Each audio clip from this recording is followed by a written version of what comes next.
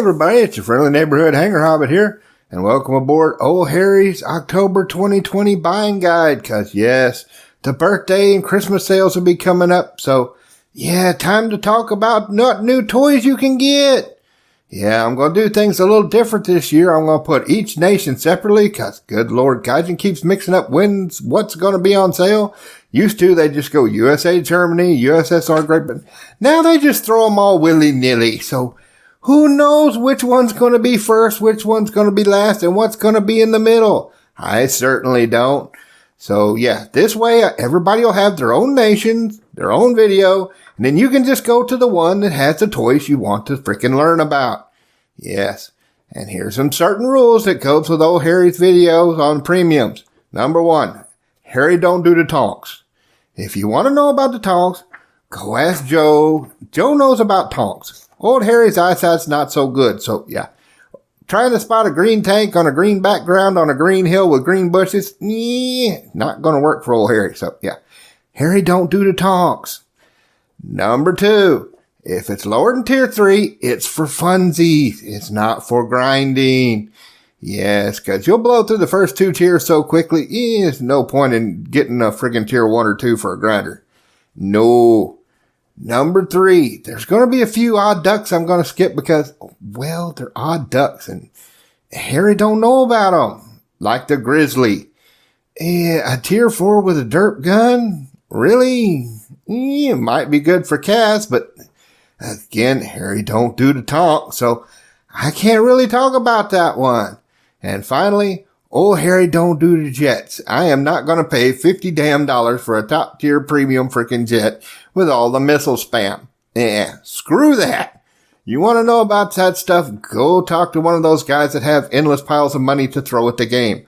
Yeah, old Harry ain't spending $50 on a freaking jet. Hell no. Alright, let us get started. First up, Galler's F3 F2. Yes, this is just a wonderful bird. It's 250 GE normally, which means it's only going to be 125 GE. It's got a lot of power for a frickin' biplane. And man, this thing handles so nice. I mean, look at that rate of climb. 16 meters per second at 1.3 BR. Yeah, you only get 200 rounds of Freedom Cal, but if you make them count, personally, I wouldn't be firing over like 250, 300 meters.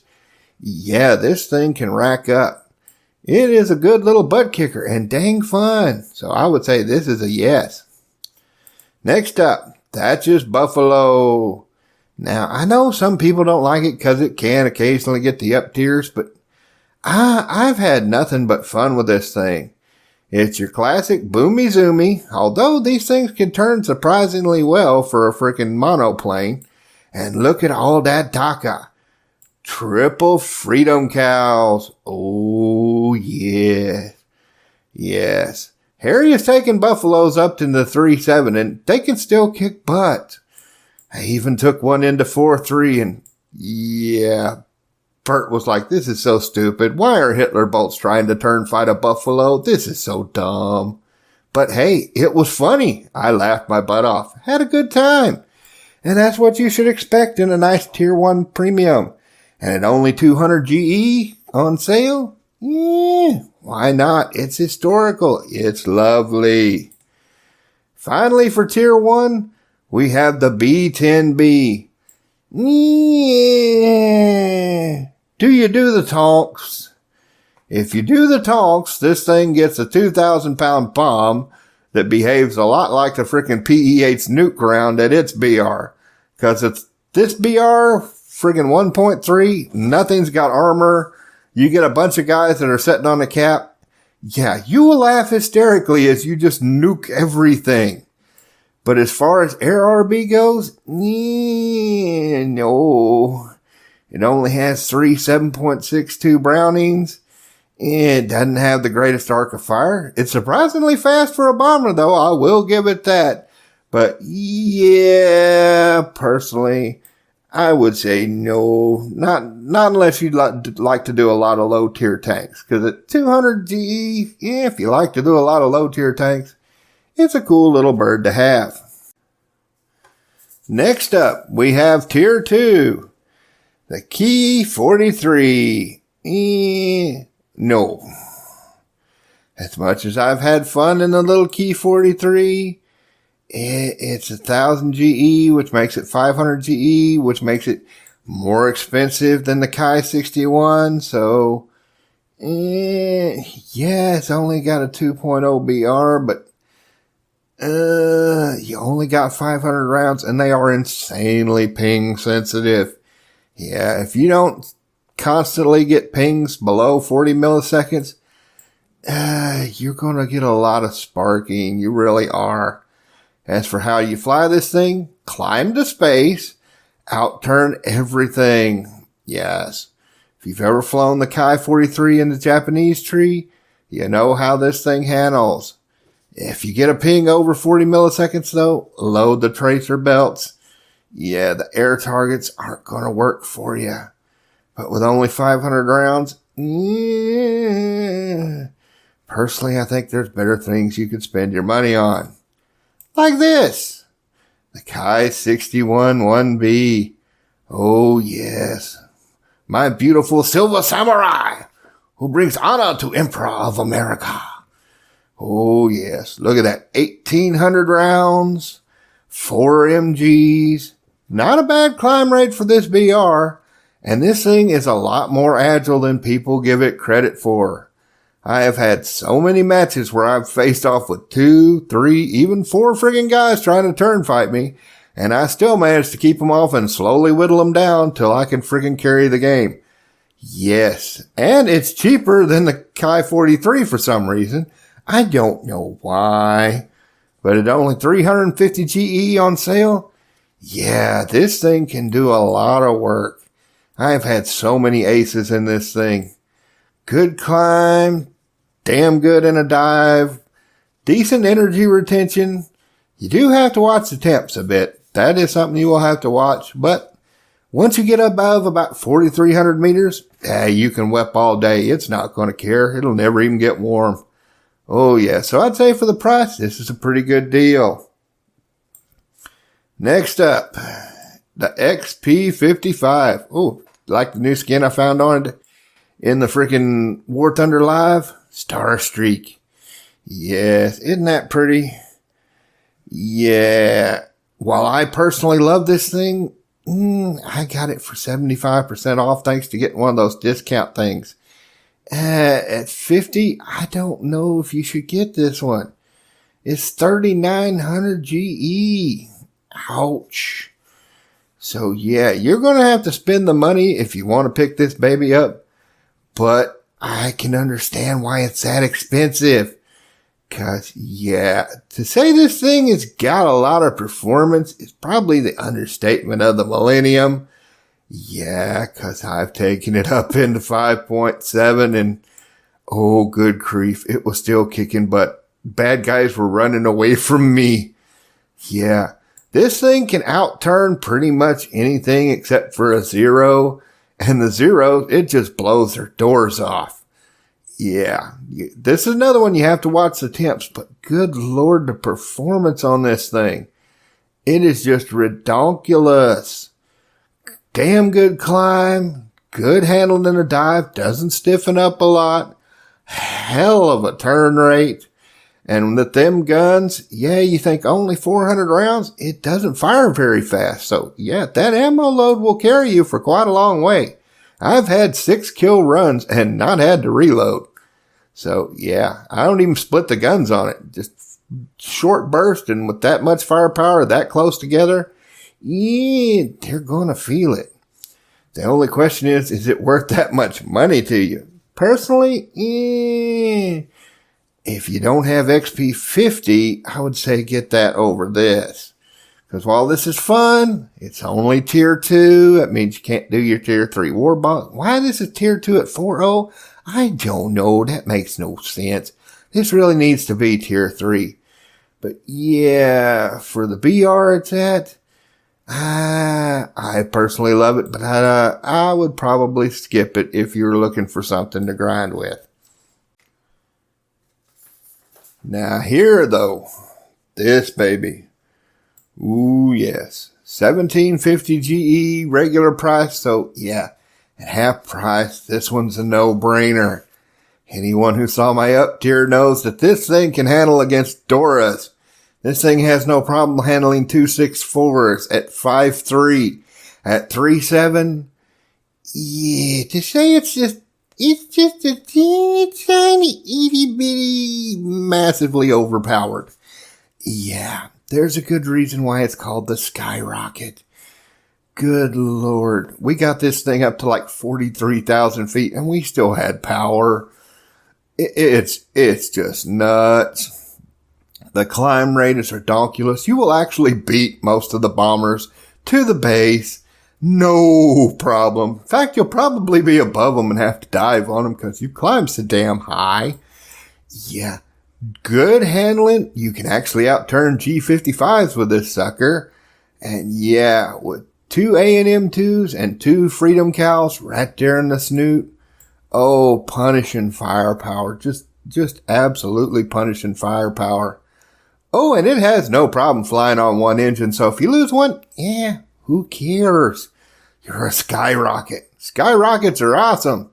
So yeah, I would not worry about this one none. Next up, the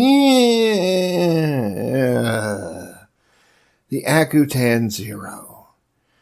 Now, once upon a time, way long ago, before Gaijin started swinging Nerf bats like drunken gopniks swinging vodka bottles, this thing was awesome.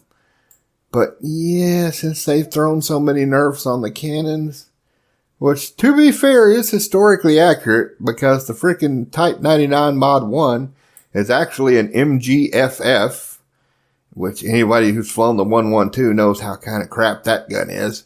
Yeah, we're talking about a low-velocity 1920s cannon, so yeah, it's understandable that it's kind of crap. But yeah, at this BR, you're often going to get thrown up into 4.0, because that's where all the 109 F4s are, the A6 M3s. And while you can outturn the A6 M3s and you can outturn the 109 F4s, let's just hope you get a very low ping. Let me put it that way. Let us just hope that you get a very, very low ping. Although, at only 1300 GE, that's only $650 on sale. It's not a bad price for a tier 3. I just wouldn't be using it mainly as a grinder because, yeah, it won't take too many sparks before you start getting teeny tiny bit frustrated. Next up, here's an easy one. Fuck no! Fuck to the no. Hell no. I paid $1 for this. I want my dollar back. This is the Bloody Terrible Dive Bomber. And there's a good reason why I call it the Bloody Terrible Dive Bomber. Even with its best bomb load, it can't even take out a single base. Its A&M2 cannons are shit for killing ground targets. Oh, and did I mention that if you don't turn every single assistance on the frickin' instructor on, this thing cannot fly in a straight line. I shit you not. It can't even fly in a straight line. It will start to oscillate until it flips over onto its frickin' back and hits the ground. Yeah, so if you let go of the controls, you're screwed. And the controls are constantly trying to fight you if you don't have all the instructor crap on, because it doesn't ever want to trim out. So, no. Just say no. The only place I could see this possibly being useful is naval, because it does carry 2 torps. But considering how retardedly powerful the frickin' AA on boats is, I seriously doubt you'll live long enough to actually get to throw the damn things. So yeah, this one's an easy one. Pass. I don't care what the price is. $17.50? Hell no. Pass. Yes, no. If it shows up in war bonds and you done got everything else so you can get it free, yeah, maybe take it then. Personally, no. No. Next up, though, here's another easy one. Oh, yes. Yes, the 109 F4, as we call it. 109 Burger Time. Oh, look at that crime rate. Oh, yes. Yes, you don't get the gun pods with this one, unlike with the frickin' one in the German tree, but if you're careful with your shots, you really don't need it. And the best part is, Germans don't fight Germans, so they usually don't know how to deal with you. I have gotten so many 4 and 5 kill runs in this thing, it's just ridiculous. And now that the new matchmaking means the Americans often fly with the Japanese, which was the one thing you usually had trouble with in this bird, this thing's even sweeter. Oh, heck yeah. And at only 1,300 GE, that's only $650 on sale. Yeah, this is a nice bird. Pays good. As for how you fly it, just like you do the one in the German tree. Classic energy fighter. Get above everybody. Drop on their heads. Give them a righteous smack down. Oh, yes. Now, this is one that has actually been helped quite a lot. Oh, naturally, somebody invited me to the squads. They always wanting to fly with Harry, and then they promptly go chase the frickin' shinies and leave poor old Harry to fight 4 of them by himself. Oh, well, such is the life of being the old hanger hobbit. But, as I was saying, this is one of them that has been helped quite a lot by the new matchmaking change, because the one bane of this thing's existence was the Japanese. Yeah, because they could just do donuts around your big fat butt, which made them awful hard to deal with. Well, guess what? Most of the time you don't have to face them anymore. So I've been flying this quite a lot, and against Germans and Russians, Chinese, not a problem. Really not a problem. Main thing with this bird is you're going to have to learn how to use that turret. I mean, look at where that thing is put, and that thing can fire straight up into the sky. So literally you can just park under bombers, park under fighters, or if they try to buzz over your head, give them 4 barrels of freedom. Oh, heck yes. 1250 GE, it's not bad. I don't know if you'd be better off putting a talisman on the other one though, because got to remember, this one don't get web and it don't get dive breaks. So you really have to watch your speed. You can't just dive from space like you can with the C1. So, you'd probably be better off with a talisman on the C, because at least the C can get bombs. And the frickin' C gets the dive breaks. So, yeah, it does have that. But at 3.7 BR, I've seen a lot of 3-3 matches. And at 3-3, this thing's kind of a clubber. Yeah, because those little crappy Russian Yaki-Takis. 4 barrels of freedom versus Yaki-Taki. I'm not betting on the Yaki-Taki. Yeah. Lalas and Yaki-Takis, no, they're just snacks. You go, oh, thank you. Chomp, chomp, chomp, chomp, chomp. So, yeah. For the freaking money, it's not a bad bird. Personally, I would fly the C1, see how you like it. See if you like that playstyle, because she's definitely chunky. If you're not into chunky birds, you will not have fun in a Black Widow, because the Scarlets are definitely chunky monkeys. But if you're halfway decent with a turret, you got 800 rounds in the front, 2,000 rounds of freedom in the top, you can do some work. Finally, we get to tier 4, and here's one old Harry's probably going to pick up for himself during the sale. The 190 A8. Oh, you know Harry's got a soft spot for the Antons. Yeah, I know a lot of guys are Team Dora, but I just always had a soft spot for the Antons. And good rate of climb, plenty of DACA. This is more Harry's kind of jam. Just remember though, if you're going to pick up a 190, it's all about the roll rate. You are not going to live and die by the elevators like you do with a lot of American birds. You're going to have to roll to get on target, roll to get out of the way. Yeah, it's all about that roll. So yeah, if you're not into doing roly-polies, this is probably not the bird for you. But like I said, this is old Harry's kind of jam, and 2,400 GE. That's not a bad price for a tier 4, especially with that much DACA. Yeah, and it's 151s, and who don't love the 151s in this game? Oh, good Lord, they kick the booties. Oh, heck yes. All right. Now let's look at one of the weapons of freedom. The ugly duckling. As you can see, I have the balls out skin for mine. As for what I think, no. Just no. Back when it had its air spawn? Yes. Now that it doesn't have its air spawn, well, look at the crap strap. Yeah. There's a good reason why I got crap strapped on it, because, yeah, its climb rate is not good. Oh, they lowered it. No, that's arcade. Should have known. God, Pete drugged me into arcade again. There we go. Yeah. Air realistic, it's at 5.7, which means it's going to be facing jets like the freaking, what is it? The stupid Wonder Waffles. The 162, it can face the Kika, and without look at its climb rate, 15.9. No, without that air spawn, this thing, literally, they will be throwing blind hunts on you before you even reach 4K. Because the rest of your team will usually be AU-1s and AD-4s filled with tanker trash that are just farming ground targets. And yeah, a fat-ass frickin' Thunderbolt that's only got 4K facing against the Ta 152s that are at 8K. Yeah, this thing is fucked. Yeah. No. Instead, if you want to get one from the weapons of victory, Daddy's Girl.